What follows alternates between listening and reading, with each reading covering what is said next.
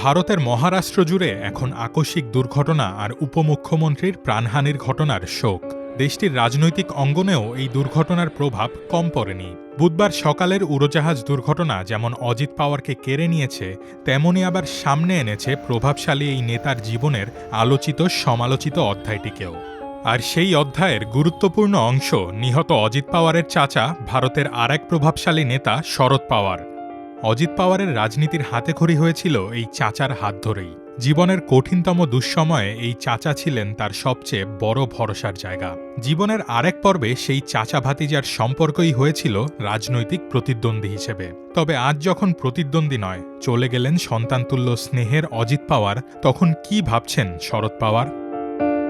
ভাইয়ের অকাল মৃত্যুর পর দিশেহারা ভাতিজা অজিতকে নিজের কাছে এনেছিলেন শরদ। তখন অজিতের বয়স মাত্র 18 বছর। সেটা গত শতকের 70-এর দশকের কথা। ওই সময় তার মাথার ওপর ছায়া হয়ে দাঁড়ালেন শরদ, হয়ে উঠলেন অজিতের অভিভাবক। সেই সাথে নিয়ে এলেন নিজের রাজনৈতিক ছায়াতলেও। একটু একটু করে তাকে চেনালেন রাজনীতির অলিগলি। অজিতও ছিলেন তার ছায়ার মতো।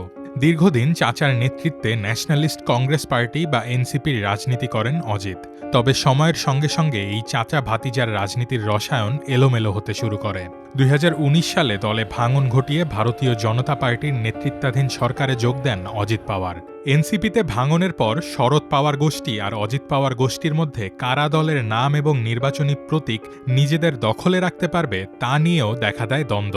2023 সালের জুলাই মাসে অজিত পাকাপাকিভাবে চাচার বিরুদ্ধে যান।